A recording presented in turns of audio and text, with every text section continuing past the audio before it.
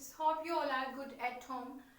Today we discuss some questions of exercise 3.6. आज हम discuss कर रहे हैं एक्सरसाइज 3.6 का एक स्टेटमेंट वाला क्वेश्चन। इससे पहले मैं आपको 3.6 की ऑलरेडी 2 वीडियोस दे चुकी हूँ।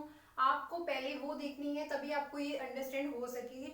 वो आपकी इक्वेशंस वाली थी। यहाँ पर पहले हम क्या करेंगे, स्टेटमेंट से इक्वेशन बनाएंगे, तब हम उसको सॉल्व करेंगे। So read the statement.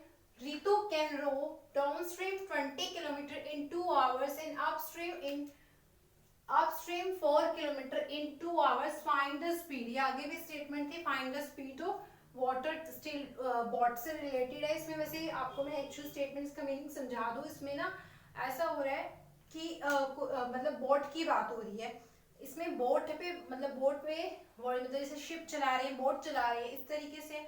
तो जैसे हम बोट चलाते हैं, पानी के अंदर बोट चलती है, तो क्या होता है, जो उसका जो स्पीड होती है अपस्ट्रीम और डाउनस्ट्रीम, मतलब हम अगर ऊपर की तरफ जा रहे हैं या वापस आ रहे हैं, तो उससे रिलेटेड है ये क्वेश्चन। तो सबसे पहले तो हमें आपको पता है, ये कोई भी चीज करने के लिए उसका वेरिएबल लेट करते हैं। तो सबसे पहले हम लेट कर लेते हैं variable. Let the speed of still या बॉट वाटर, स्पीड ले ली हमने x किलोमीटर, मान लो x किलोमीटर पर आवर्स, ठीक है। फिर let the speed of current water, जैसे वाटर की भी तो कोई स्पीड होती है, करंट वाटर की, तो वो कितनी है y kilometre per hour, right. अब उसके बाद देखो, आपको फॉर्मूला पता है, साइंस में आप लोग पढ़ते हो, speed equals to distance into time. तो वही फॉर्मूले का यूज करना है। स्पीड की बात हो रही है, डिस्टेंस इतना ट्रेवल कर रही है, टाइम की बात हो रही है, तो इसमें सेम वही काम होना है। अब देखो, हमारे पास अगर डाउन स्ट्रीम जाता है, तो पहले हम स्पीड लेट करते हैं, स्पीड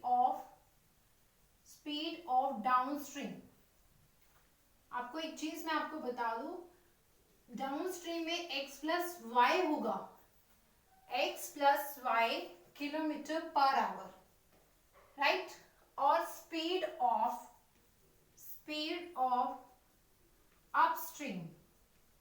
अपस्ट्रीम में हमारे पास x minus Y kilometre per hour होगा। समझ आया? डाउन स्ट्रीम में क्या होगा, x प्लस वाई। देखो ध्यान से, ये मत सोचना डाउन स्ट्रीम है तो माइनस, अप है तो प्लस, नहीं। डाउन में हमारे पास डाउन स्ट्रीम में आते टाइम क्या होता है कि स्पीड जो उसकी वो होती है ना, वो कम लगती है, तो इसी वजह से वो x प्लस वाई और अपस्ट्रीम क्या हो गया, x माइनस वाई। अब स्टेटमेंट पे आओ। Ritu can row downstream 20 kilometre in 2 hours. Ritu downstream में कितनी आ रही है, 20 किलोमीटर इन 2 आवर। अब क्या हो जाएगा, 20 अपॉन डाउनस्ट्रीम के लिए लिखते हैं क्या, x प्लस वाई, और टाइम कितना है 2 आवर।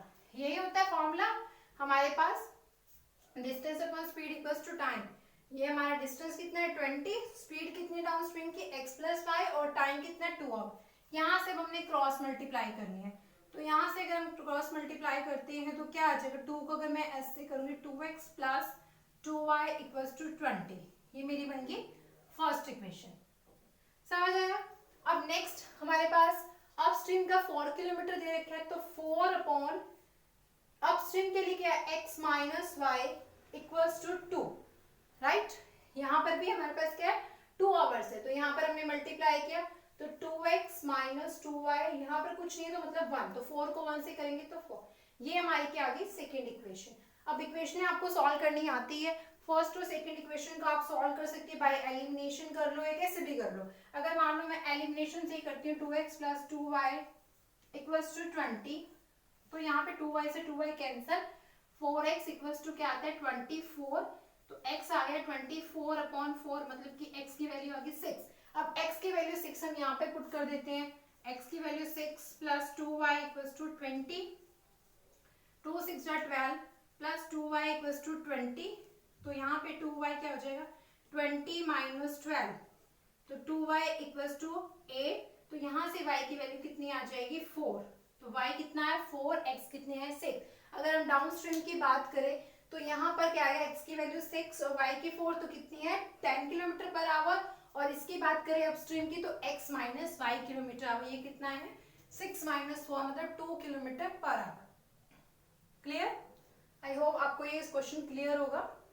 आपको मैं एक बार रिपीट कर देती हूँ। डाउन स्ट्रीम, और हमने सबसे पहले तो स्पीड रिलेट करी है, हमने स्टिल बॉट वाटर की और करंट वाटर की रिलेट की है। फिर हमने डाउन स्ट्रीम के लिए, ये क्वेश्चन इंपॉर्टेंट है, डाउन स्ट्रीम के लिए हमने x प्लस वाई लिखना है और अप स्ट्रीम के लिए x minus Y kilometre per hour, क्योंकि ये बोर्ड से रिलेटेड है। अगर आप देखोगे इसका एक एनसीईआरटी में इसके जैसे एग्जांपल भी दिया हो, उसमें फिगर गिवन है, आप उस फिगर को अच्छे से देखना, आपको हमसे क्लियर हो जाएगा। अब हमारे पास फॉर्मूला होता है, क्या होता है, speed equals to distance into time. वही फॉर्मूले का यूज करके हमने क्या किया, डिस्टेंस अपॉन स्पीड। डिस्टेंस कितना है 20 और यहाँ पे कितना है x plus Y equals to 2। यहाँ से हमारी इक्वेशन बन गई 2x plus 2y equals to 20। Same हमने इस वाले से किया अपस्ट्रीम की 4 अपॉन अपस्ट्रीम के लिए x माइनस वाई, तो यहाँ से हमारी 2 इक्वेशंस आ गई। यहाँ से हमने वैल्यू फाइंड आउट करी x और y की, यही हमें फाइंड आउट करना था।